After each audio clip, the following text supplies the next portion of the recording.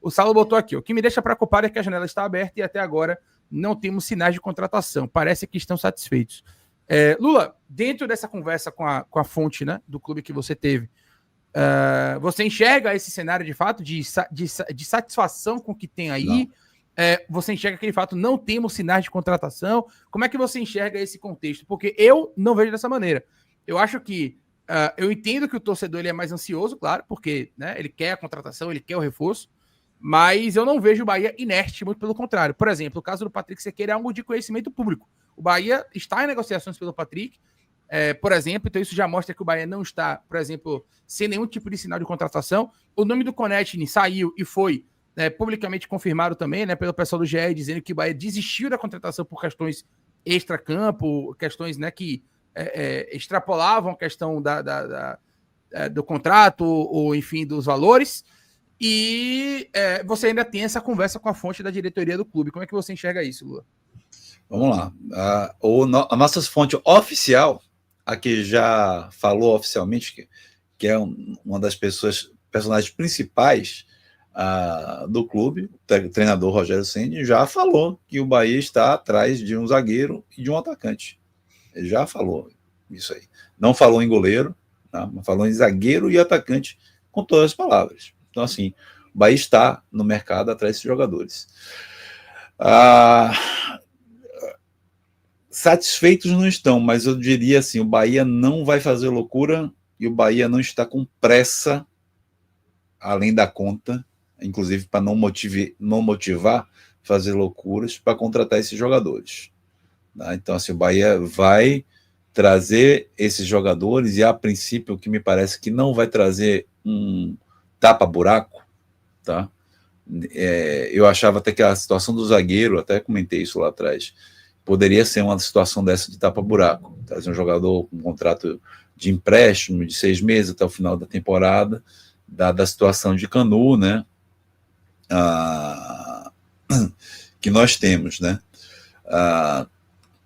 Entretanto, todavia, contudo, pela conversa que tive com a fonte, né, o andar da carruagem, esse zagueiro talvez já seja um zagueiro com um perfil de longo prazo para a equipe. E o atacante, certamente, um atacante com perfil de longo prazo para a equipe. Não necessariamente são jogadores que viriam, são extraclasses que viriam para ser titulares absolutos, mas eu acho muito difícil também que, mesmo que sendo jogadores de potencial, que seriam jogadores abaixo do nível que temos hoje, sobretudo pensando nos reservas. Então, em termos de característica, eu aposto neste atacante um jogador de força, que possa desempenhar o lado de campo e também um centro de campo, né? Visto o problema que tivemos ontem Mas isso é um feeling meu, tá? Não é informação, isso não foi passado. E em relação ao zagueiro, a informação é que não será um zagueiro canhoto, tá? E a outra informação, muito clara, apesar de não ter sido da fonte oficial, é que o Bahia, de fato, está também atrás de um goleiro, e esse também, e aí também não da fonte oficial, mas da fonte em off, que as características do goleiro de um goleiro que saiba prioritariamente jogar com a bola nos pés. Também para esse goleiro a situação é de um contrato longo. O pessoal comentou muito sobre Rezende aqui no chat. Vinícius Alves, a gente falou sobre isso no pré-jogo de ontem, você já deu a informação que você tem, mas por favor repita o que você falou ontem no pré-jogo, porque tem muita gente aqui, ó. Dani Mota, procura ser Rezende sumiu, ninguém sabe. O jornalista deveria ter perguntado cadê Rezende, enfim, tá todo mundo perguntando sobre isso. De fato, poderia ter sido uma pergunta, né? Sobre a ausência de Rezende da lista de relacionados. Assim, uma pergunta simples. Rogério, Rezende não aparece nem na lista de transição, nem no DM e nem está relacionado. Qual é o status atual de Rezende no elenco e você pretende contar com ele para a sequência da temporada? Simples assim. Ou há alguma negociação? Se tem algum conhecimento em relação ao paradeiro do Rezende? Pronto, simples. Ele ia dizer o que é que ele achou do Rezende. Poderia estar na coletiva, de fato, mas assim, a informação que eu tenho, que ele está, de fato, em recondicionamento. Não é transição mais, né? Não é uma transição da parte médica, né? Da recuperação da fisioterapia para o campo. Ele já está em campo normal, treinando normalmente, mas pelo longo período ele está em recondicionamento, ainda não está no melhor da parte física, e dado a quantidade de atletas que temos para os setores nos quais ele joga, ontem foi preterido na lista, né? São somas, né? Lembrando que outra coisa que eu falei ontem, assim, naquela conversa que a gente teve, né, com a fonte do Bahia, que a gente falou bastante sobre isso na live de anteontem, essa fonte foi muito clara em dizer que o Bahia conta com Rezende como um defensor dentro desse elenco, conta com a utilização desse atleta como um jogador canhoto na defesa, que o Bahia não contrataria um jogador canhoto. Esse zagueiro que o Bahia vai trazer, que o Rogério colocou em duas coletivas como uma necessidade, esse zagueiro não vai ser canhoto. Literalmente foi isso que a fonte falou, né? Então a gente, e na justificativa ele colocou que Rezende é um jogador que o clube conta para esta temporada neste setor. Então, assim, também não é. Rezende, isso nos induz a raciocinar o quê? Que Rezende não está sendo utilizado nesse momento, não é por uma questão burocrática, não é por negociação, mas por conta, e aí é o restante da apuração, de um fator apenas de recondicionamento, de estar em sua melhor forma física e técnica. Vamos falar do Fortaleza, que deve anunciar, Lula, muito em breve, né? 2 reforços, né? Pelo menos de acordo com a matéria aqui do GE, anúncio oficial deve ser feito em breve. Matéria do GE Fortaleza, né? Do GE Ceará, né? Do estado do Ceará. Fortaleza acerta com goleiro ex-Palmeiras e lateral ex-Bragantino. Tá aí os dois indo do futebol português, tá? Os dois indo do futebol português. O Fortaleza acertou com mais 2 reforços para a sequência da temporada. São eles, o goleiro Vinícius Silvestre, ex-Palmeiras, e o lateral esquerdo, o Everson, ex-São Paulo. O GE apurou que o Lion tem tudo acertado com a dupla, mas aguarda a assinatura dos contratos para o anúncio oficial. O goleiro de 31 anos desembarcou na capital cearense nesta madrugada e acerta os detalhes para a assinatura de contrato. O jogador fez sua base no Palmeiras e ficou no clube paulista de 15 a 18. Foi emprestado para a Ponte, para o CRB, voltou ao Palmeiras e depois foi vendido para o Portimonense, que é o clube que ele estava até ser adquirido aí pelo Fortaleza. Tá aqui, ó, como eu falei para você, Lula, os dois tiveram que passar, inclusive, por cirurgia.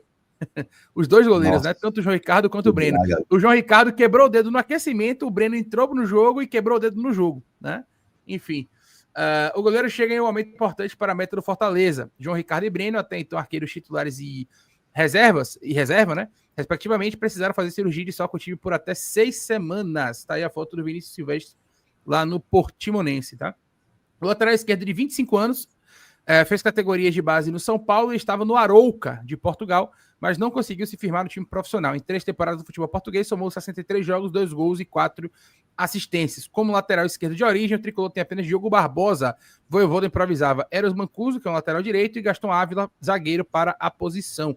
Bruno Pacheco, aparentemente, acho que tá machucado, né? Por um tempo mais longo. Tá machucado. Tá aqui o Everson, né? O jogador, o Everson do Arouca, em São Paulo.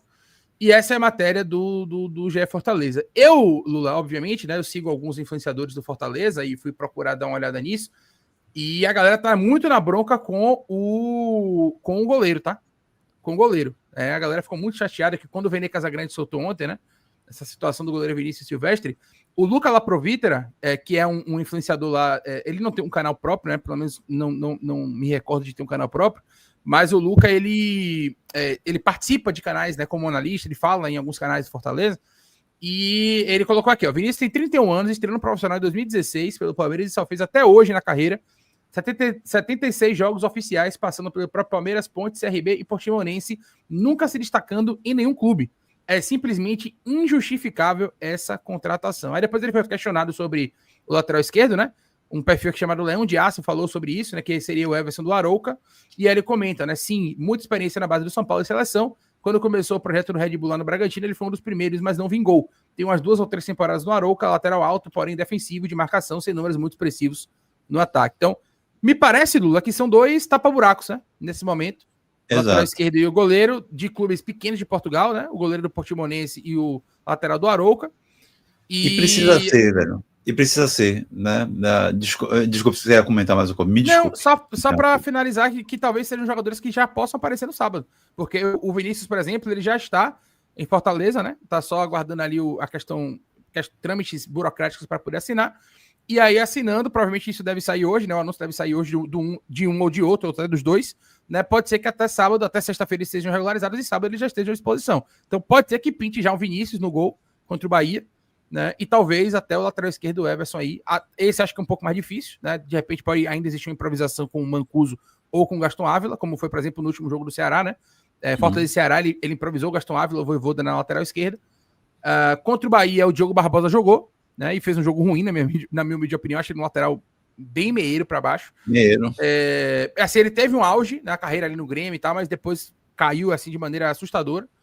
E me parecem duas contratações realmente para poder enxugar gelo, para poder, né, tapar o buraco, porque o momento do Fortaleza é ruim e possivelmente também, Lula, pode ser que a gente enfrente o Fortaleza com um novo treinador. Ainda não se sabe exatamente quem, pode ser o Carpini, pode ser outro, mas é um Fortaleza diferente do Fortaleza que a gente enfrentou na Fonte Nova, Lula.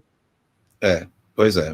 Primeiro, assim, análise daqui de longe, mas olhando para o elenco do Fortaleza, trazer jogadores para serem titulares sem ter engatilhado venda dos jogadores que estão fora por motivos diversos, seria responsabilidade, ainda mais para um clube de orçamento limitado, né? Orçamento ali no talo, que é o Fortaleza. Então, assim, para uma lateral esquerda em que você já tem Bruno Pacheco e Diogo Barbosa, que não são jogadores baratos e são jogadores que, a princípio, em primeira informação, têm contratos mais longos com o clube, você não vai poder trazer um outro jogador, né, tarimbadíssimo, né, que não seja uma aposta, não seja um tapa-buraco, para a função, mesmo para o goleiro, né? O João Ricardo é dono da posição, com muito mérito, né, tem muitos méritos, né, para ser o dono da posição. Foi um dos goleiros de destaque na temporada passada do futebol brasileiro, nem falando apenas do próprio Fortaleza, foi um dos destaques da campanha, da boa campanha do brasileiro, do Fortaleza.